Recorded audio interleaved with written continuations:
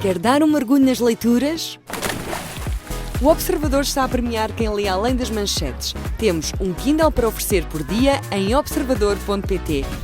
15 dias, 15 Kindles. Assine hoje o Observador com mais de 45% de desconto e habilite-se a ganhar. Assinar o Observador nunca soube tão a férias.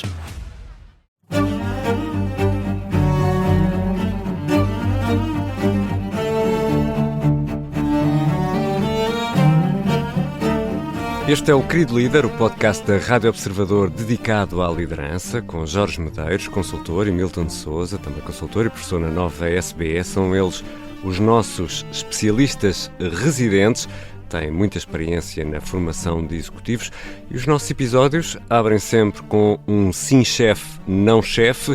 Analisamos a performance de um líder, de uma figura pública, e hoje o escolhido é Reed Hastings, da Netflix. É ele a figura em análise. E como sempre, também temos um tema central e neste episódio vamos falar de sucessão. Quem sucede ao líder e quando? Eu sou o Ricardo Conceição e este é o Querido Líder. Bem-vindos, Jorge Medeiros e Milton Sousa. Bem-vindos, Ricardo, ao vosso querido líder, ao nosso querido líder. Vamos ao nosso primeiro segmento, o Sim Chefe, Não Chefe. E neste episódio destaque para Reed Hastings, o CEO da Netflix, uma empresa que enviava CDs por correio e que agora está em todo lado, nas televisões, nos telemóveis, nos computadores. Jorge, merece-te um sim chefe ou um não chefe? Como sempre, vamos analisar comportamentos concretos. Exatamente. E vou fazer aqui descrições de caráter ou de personalidade. Dois comportamentos que acho que vale a pena, dos muitos. Ele não é uma pessoa absolutamente consensual. Ele tentou vender o negócio muito cedo na carreira. Tentou vender à Blockbuster e depois inverteu-se radicalmente. Uma daquelas ironias. Para os nossos ouvintes mais novos, Blockbuster era uma empresa que alugava cassetes de vídeo, que nós alugávamos cassetes para ver filmes em casa. Excelente ponto, Ricardo. Isto agora já é preciso de algum enquadramento. Já. Absolutamente. Nem sequer DVDs, era cassetes. Era cassetes, exatamente. Outro bom ponto. Fita magnética, vamos embora. E então quis vender o negócio e, portanto, acabaram por não querer comprar o negócio, Blockbuster, e ele, enfim, e o resto é história, como se costuma dizer, usando aqui um clichê. Dois comportamentos concretos. Um dos comportamentos concretos é esta candura, esta humildade radical. Eu trouxe aqui um excerto dele de feedback que lhe foi dado. Portanto, na Netflix, como em muitas empresas, há instituído um mecanismo de feedback. E ele, e vou fazer uma tradução livre, o feedback 360 é sempre uma altura muito estimulante do ano. Eu encontro os melhores comentários para o meu crescimento, apesar de serem dolorosos.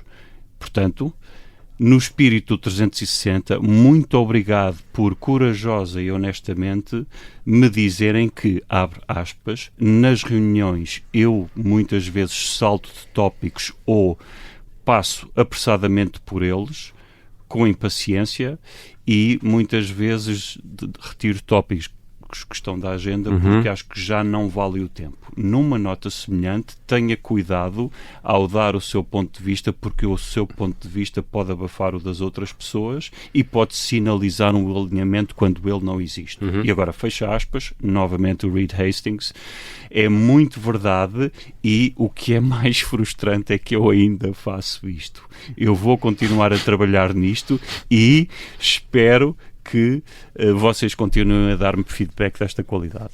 Portanto, este é o primeiro, nota muito rápida. Outra que está relacionada com esta do ponto de vista organizacional, o Reed Hastings, claro que sim, agora a empresa é multimilionária, etc., mas na cultura diz às pessoas: meus caros, nós não estamos a falhar suficientemente. Milton. Sim, eu gosto muito do caso da Netflix em geral, né? Eu costumo usar com alguma frequência o caso da Netflix em algumas das minhas aulas. Desde logo, este é um caso típico do dilema do inovador, o caso da venda falhada à Blockbuster. Podemos falar no outro dia sobre isso, mas não é hoje o tema. Exatamente, do Clayton. Mas há um outro tema que eu acho que é muito interessante abordar, que é, acho que a Netflix, através também do papel de Reed Hastings, teve a coragem de de simplificar muito aquilo que são as suas práticas de gestão na área de recursos humanos. Eu acho que isto é um tema interessante.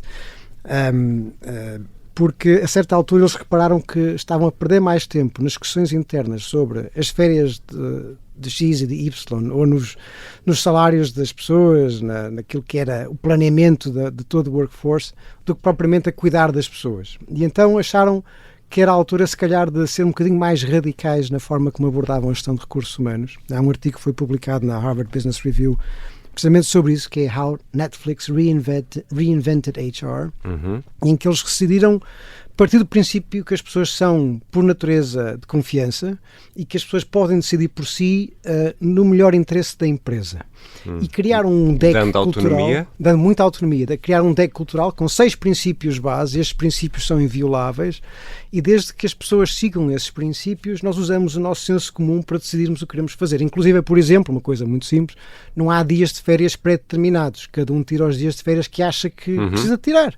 E é acordado entre os pares que dias de férias tiram e quando. A consequência provavelmente é que nunca tiram férias, essa é outra questão, mas esta é a ideia Ele tem internamente umas bolsas interessantes de variância aqui na política de férias. Portanto, mas a ideia de que nós não queremos centralmente definir como é que as pessoas vão trabalhar, mas queremos dar às pessoas a liberdade e com isso também a responsabilidade para pensarem o que é melhor para elas, mas também para a empresa, e depois ter a coragem que ele teve de colocar isto em prática. Porque uma coisa é falar sobre isto, outra coisa é ter a coragem de vamos eliminar estes processos todos. E o negócio corre bem, não é? E o negócio também se ajuda. Quando o negócio corre bem, ajuda obviamente. Mas eu acho que isto é um aspecto muito interessante, que foi a forma como eles simplificaram a gestão de recursos humanos, confiando mais nas pessoas e tiveram a coragem de tomar esse espaço. Eu acho que isso também ajuda a explicar muito o seu sucesso e criatividade. Então temos aqui um sim, chefe?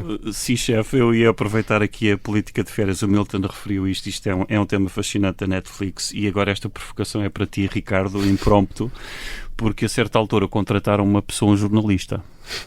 E o que é que acontece? São do piorio, como bem sabemos. Não disse nada disso, não disse nada disso. Então os jornalistas estão habituados a trabalhar sob pressão de deadlines e não ter horários e, portanto, o que é que acontece? A equipa dele estava a emular o chefe, portanto, apesar de ter a política de férias, tire os dias que quiseres. Como o jornalista não tiravam também. Ou seja, foi um dos casos que internamente tiveram de refazer para tentar harmonizar aqui. Este é um aspecto muito interessante, porque eu acho que muito do porquê destas práticas, por um lado assusta ao gestor, não é? Porque então as pessoas escolhem quando é que querem tirar férias, ninguém vai trabalhar. Porque um aspecto fundamental que o gestor tipicamente assume é eu quero ter controlo sobre a operação. Mas paradoxalmente, permitindo às pessoas tirarem férias quando dando quiserem, essa responsabilidade, quem é que controla quem neste momento?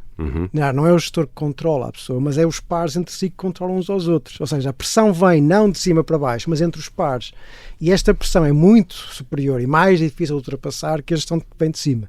E, portanto, há muitas formas de exercer controle na organização e há aqui um risco, quando libertamos demasiado este poder de escolha, podemos até criar mais pressão sobre as pessoas do que eliminar. Absolutamente. Aliás, um dos casos é liderar pelo exemplo e o próprio Reed Hastings diz, não, eu tiro 5 a 6 semanas de férias por ano, não é? E, se portanto, ele não fizer... Eu acho que é o mínimo. Devia ser o para jornalistas, sem dúvida. Sim. Vou ter de ter uma conversa aqui dentro. Bom, está feita a análise do sim chefe, não chefe desta semana. Reed Hastings leva um sim chefe, o CEO da Netflix. Agora está na hora de irmos ao tema central desta semana. E neste episódio vamos falar de sucessão. Quem, quando, como... E temos muito a ideia de sucessões quase dinásticas nas empresas. Milton, a pergunta pode ser polémica, de certeza que é. É melhor para a empresa o filho herdar a empresa do pai ou entregar a empresa a quem a sabe gerir? Eu acho que começa logo pelo segundo ponto, né? Tem que entregar a empresa a quem sabe gerir, né? Está a ser muito polémico aqui. Até em respeito pela tradição da própria empresa, né? Exato. Porque corremos o risco depois de acabar por prejudicar o historial e aquilo que a empresa pode do pai ou da mãe, claro. Desculpem. Não... Sem qualquer... Mas este é um tema central, de facto. E acho que, na verdade, há dois pilares que eu queria aqui enfatizar. Um é uma questão mais de atitude que depois deve traduzir nas práticas na organização, que é o líder perceber-se que está como líder, que não é líder eterno, e portanto está permanentemente a pensar sobre como é que eu quero garantir que se cria uma cultura de liderança que consegue viver para além de mim. E, portanto, isto acho que é muito importante, e isto volta um bocadinho a algum... Ao tema de um episódio anterior, não é? Sim, falamos de um certo, até a importância de ter um certo desprendimento com a posição, ou seja, assumir aquilo como uma missão temporária. Uma tarefa, uma missão. Exatamente. E, portanto, esse é um aspecto. O outro é um aspecto importantíssimo, que eu acho que nas empresas familiares até, por vezes, é um pouco descurado, que acho que é central para que este processo seja bem feito, que é a questão da governance, ou da governança das organizações. E muitas vezes falamos de liderança, falamos muito de comportamentos, motivação, mas uma organização que tenha bons líderes, mas que não tenha uma governança que assegure a sustentabilidade dessa cultura a médio e longo prazo, corre sérios riscos depois, quando o líder sai, perder as suas bases fundamentais. E, portanto, ter um modelo de governance que assegura checks and balances, que assegura que há uma forma estruturada e organizada de assegurar um pipeline de liderança para o futuro, acho que é fundamental. Por acaso, aproveitando aqui a presença do nosso convidado hoje... Sim, nós vamos ter o Ricardo Kandelman, que está numa empresa familiar. Que começou familiar. E aquilo que eu sempre admirei muito na SHV, que era uma empresa com quem trabalhei há algum tempo, era este cuidado de pensar numa lógica de pipeline de liderança. Ou seja, temos hoje líderes, mas como é que vamos estar daqui a 5, 10, 15 anos? Isto é muito próprio de uma empresa familiar bem estruturada, que tem que pensar a muito longo prazo e tem que trabalhar hoje nos jovens que daqui a 10 anos vão estar nas posições de relevo. Agora, Jorge, deixa-me virar isto um pouco ao contrário, porque no tecido empresarial português temos pequenas e médias empresas. Isto, se calhar, numa grande empresa até pode ser, não sei, digo eu, mais fácil de ir ao encontro disto que o Milton esteve a dizer. Numa empresa mais pequena, com 20 pessoas, 30 pessoas, ou menos do que isso, e fundada por alguém com muito trabalho, isto pode ser mais complicado, ou não? Não tenho forma de dar uma imagem estatística. Claro, alguns como é óbvio, estudos são circunscritos, mas acho que mesmo assim podemos falar de alguns temas. Quando falamos de pipeline, é de facto uma coisa a longo prazo. A sucessão deve ser preparada a longo prazo, seja em que empresa for. E eu vou voltar aqui mais a um tema, o tema da cultura, que é, não estamos só a falar de sucessão. Há empresas que têm planos de sucessão muito bem estruturados, há empresas que têm como, descrição de uma das missões do líder, ter a capacidade de elencar pessoas que têm potencial para o futuro. Aliás, utiliza-se muito esta ideia da matriz de potencial versus desempenho. O que é que isto quer dizer? É uma matriz com 2 eixos, e cada pessoa tem a responsabilidade de mapear nesta matriz se está a desempenhar atualmente muito bem, mas pode não ter potencial para mais. Portanto, isto tem muita subjetividade. Mas qual é a ideia? Um dos eixos é o presente e o outro dos eixos é o futuro. E aqui é tentar planear se estas pessoas têm mais potencial para o futuro. E, portanto, não estamos só a falar de um plano de sucessão, que foi o tema que me levou aqui, é se eu sair ou se eu for promovido, quem é que vem para o meu lugar? Está preparado, sim ou não? Não é só isso, é também um tema de cultura. E é um tema de cultura porque, se pensarmos só em sucessão no limite absurdo, poderíamos pensar, eu tenho esta pessoa pode substituir-me, problema resolvido. Depois até posso achar, não, mas pode alguém vir buscar esta pessoa, tenho aqui o plano B. Não é disso que estamos a falar.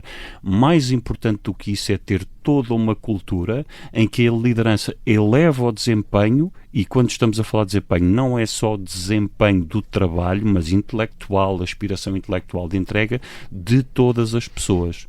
Ou seja, isso estar sempre presente na vida da empresa. Isso, porque senão eu interpreto como a minha missão é ter alguém que me substitua, mas o que é que acontece? Corro o risco de não dar tanta atenção às necessidades das outras pessoas ou de elevar as outras pessoas. Claro. E o elevar não é só o benefício generalizado para a empresa, é que o desempenho também vai criar um círculo virtuoso de eu inspiro-me pelo que tu estás a fazer e, portanto, isto eleva o desempenho de todos. Temos aqui que ir telegraficamente a mais uma questão sobre isto. Peço desculpa, demorámos muito tempo no Sim Chefe e perdemos tempo aqui. E quando sair? Deve ser das decisões mais difíceis que uma pessoa deve tomar, não é? Quando sair, saber quando sair. Eu vou desobedecer, Ricardo, porque eu queria tomar uma nota adicional. Então desobedece. Que é, eu queria aproveitar uma deixa que o Jorge deixou, que eu acho que é muito importante, até no comentário que eu fiz anteriormente. Há um outro aspecto que é fundamental, que é a gestão de talento. Né? E esta função de gestão de talento muitas vezes é dada aos recursos humanos. Né? A gestão de talento está assentada nos recursos humanos, mas o principal responsável pela gestão de talento é o líder que está junto das pessoas. Até por aquilo que o Jorge disse, esta matriz de 2x2, ou 3x3, ou 3x3, na verdade 3x3, normalmente é 3x3. Medir potencial e medir desempenho. A única pessoa que consegue fazer isso com alguma presença e alguma profundidade é quem está próximo das pessoas, não é o gestor da RH. E, portanto, esta é uma função fundamental para gerir este pipeline. Quem está junto das pessoas é que é o principal responsável por isso. Mas esta era a minha nota adicional sobre a questão da sucessão que eu queria acrescentar.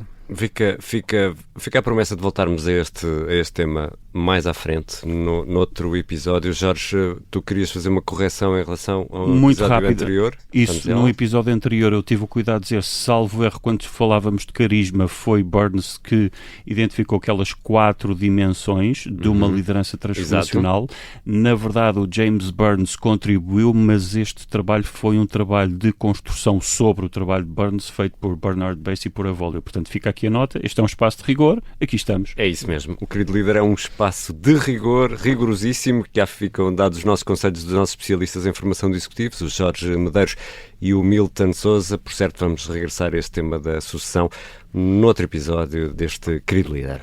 E é com estes conselhos que fechamos este primeiro episódio da semana do Querido Líder. Na quinta-feira regressamos com um convidado, o Ricardo Kandelman, membro do Conselho Executivo de Diretores da SHV, uma empresa familiar fundada nos Países Baixos no século XIX e que tem negócios em áreas muito distintas, como a energia, o retalho, a alimentação animal. Aqui fica um pedacinho dessa conversa. Como eu disse, a empresa não existe, a empresa são as pessoas dentro da empresa, né? E eu tive sorte de ter um chefe que me deu a oportunidade quando eu trouxe as minhas ideias. Então, você tem que trabalhar duro, eu acredito nisso, você tem que ter alguma competência, mas você também tem que ter sorte de pessoas que te dão a oportunidade de fazer o que você está fazendo. E hoje, na função que eu tenho, a minha responsabilidade é fazer o mesmo para pessoas que vêm depois.